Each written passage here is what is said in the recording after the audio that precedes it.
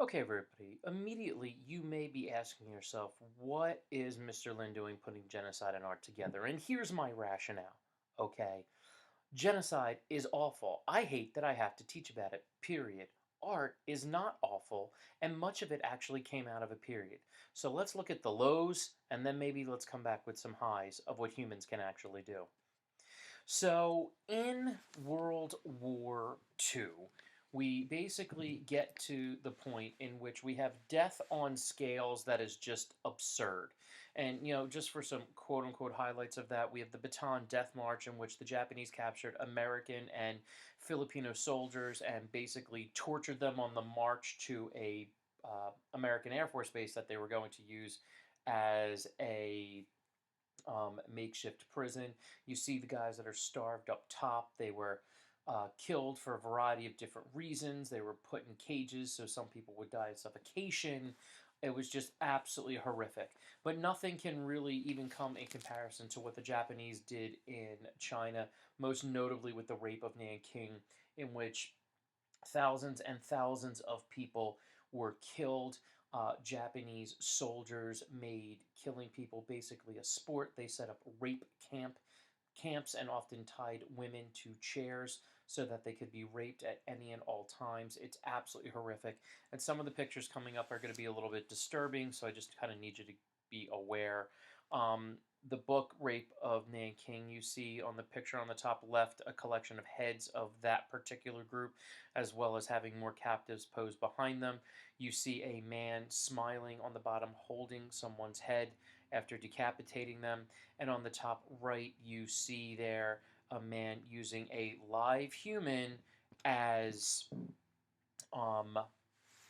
practice to use his bayonet. This is just absolutely horrific and it's disgusting. Iris Chang wrote a really influential book to understand, to have people understand what happened. So you can check that out if you'd like. And some of these pictures are from that book. The U.S., we weren't any really better, firebombing the city of Dresden and Tokyo. This is Dresden, which was left. That killed 200,000 people. This is Tokyo.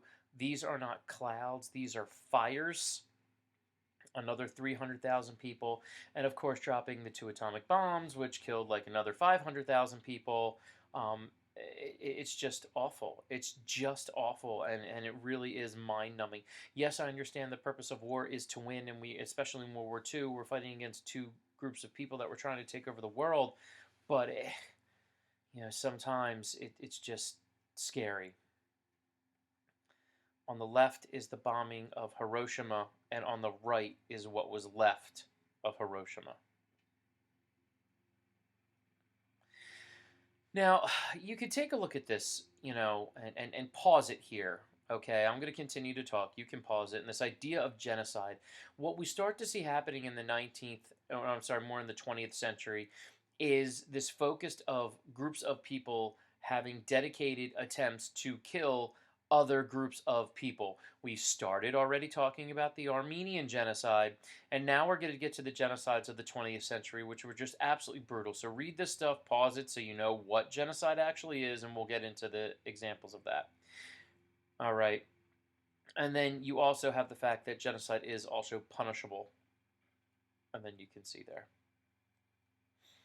Now, the Armenian genocide, we briefly talked about it in class. This occurred from 1915 to 1919. You see starving children. You see these people getting marched out. You see these women being crucified. This occurred during and at the end of World War I. Okay, the targets were ethnic Armenians and many other Christians, as well as anybody that could help them. The reasoning for it is so that the Turks could dominate the area even more. And the example that they used, or what they said, is, remember, this is during World War I, and the Ottoman Empire was fighting on the side of the Germans. They were saying that the Armenians were complicit and trying to help the Russians, and so that's what they were preventing.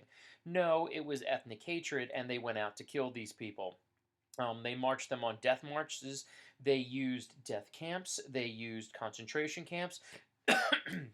Excuse me. In fact, Hitler used actually a lot of the information for this to inspire what he did during his Holocaust. And the most tragic part of all of this is that this is still not been recognized today. Turkey refuses to talk about it, and neither the United States nor Britain has actually come forward to say, yes, this agreed, this happened, despite the fact that the US actually sent in people to help out these Armenians in 1919 as a gesture of goodwill to try, for people who were getting exterminated. Absolutely horrific. And this is sadly what kind of gets the 20th century going. Now, the Holocaust we've talked about, we've mentioned it before, we talked about it during World War II, of course, that is the ultimate one, 12 million people.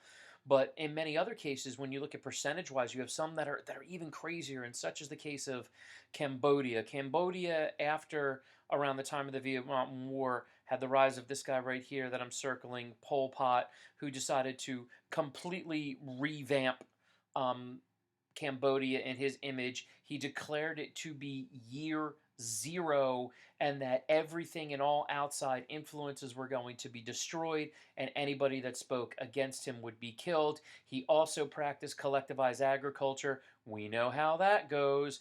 And in the end, around 1.7 million people were killed, and most of them were worked to death in these areas that you see in the top right here, which are known as the killing fields, in which they had to grow crops and things like that until, again, they were killed.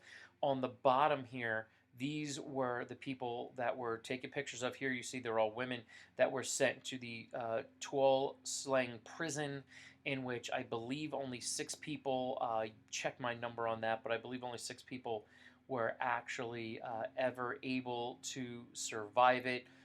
They were taken in there as kind of prisoners of the state to be quote unquote interrogated, although you kind of wonder what they were being interrogated about, and then eventually they would be killed.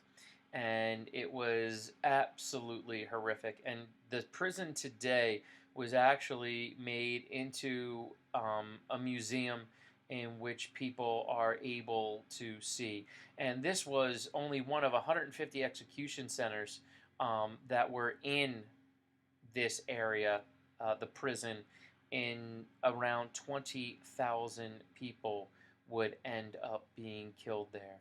So, I mean, and it was scary. They're all like photographed, and then it was very similar to what you saw in the Holocaust. This was very methodical. There was lots of torture. There was experimentation. People were forced to confess. It was, you can't even imagine. And other people, including, there were over 500 foreigners killed here, a couple different Americans, people of American, Cambodian descent. A lot of Vietnamese were attacked as well. And we just keep going on and on and on. I'm going to have you watch a separate thing on Rwanda as well, because we're going to see another, ring of atrocities there. But what's crazy about this 1.7 million people, what you need to understand, that was 1/3 of the country. Okay, so it's not like you just had some, 1.7 million is a remarkable amount of people. And yes, it's not as many as, say, the 12 million of the Holocaust, but that's 1/3 of the country. That's absurd.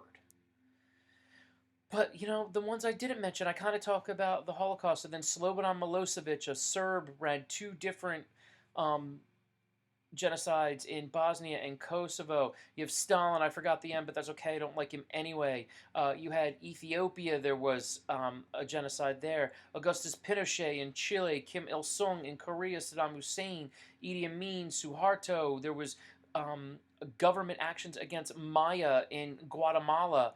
The current president of Zimbabwe, Robert Mugabe. It just is never ending. And this is the depth of horrors of what humans can do. And sadly, that's what the 20th century has become about. Now, what can I do to bring us out of this dark haze? And we're going to talk about some art and many people using violence to, inspire themselves. Such was the Dada movement. The concept of the Dada movement, or what they wanted to do, is that they see, kind of this old school traditional art, and what they want to do is kind of reject that and do different things to resist the violent and modern world, of World War I and World War II, that has led to all these things. We're going to ignore your classic aesthetics, and hey, if we like make some people, we're going to avoid sensitivities. Like, here we go, this is Marcel Duchamp. You see this Duchamp, you see this picture over here, that he's messing with the Mona Lisa, and it's like, this is one of the most iconic pictures of all time, and he's like, no, I'm going to totally mess with it, and I'm going to do things that are new.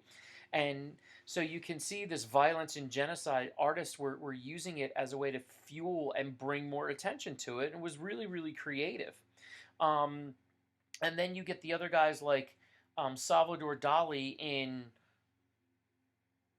going with surrealism, of almost looking at dreams and different ways of looking. You see the melted clocks and all sorts of crazy stuff going on. The idea is that you live in this surreal world, and we're gonna show some of the problems that are going on, and really, really push the limits. As well as you have this art that is kind of in surrealism. I always love this picture. I'm sure many of you have seen it, by Rob Gonsalves. Is it a ship? Is it a bridge? You figure it out. But something else that was really important of the time period was this idea of social realism. This was an art movement that was depicting social and racial injustice, showing just kind of your everyday people, and using art to make political statements. This is the famous Phillies picture of Edward Hopper, just these regular people kind of down on their luck at this little bar. Okay, Grant Wood trying to show what life was like for farmers. And of course, this picture here, American Gothic, one of the more famous ones in history. Frida Kahlo, you see this picture here of her. This is kind of the idea of nature being destroyed because you see her face in it.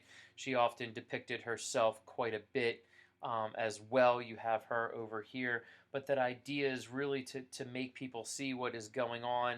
And her actual husband, Diego Rivera, who was making pictures of unrest in Mexico, as well as you see, the labor that these migrant workers have to do. Really, really interesting stuff. And the idea was drawing attention to these problems in the world. And no one maybe did it as much as Dorothea Lange. She was a photojournalist.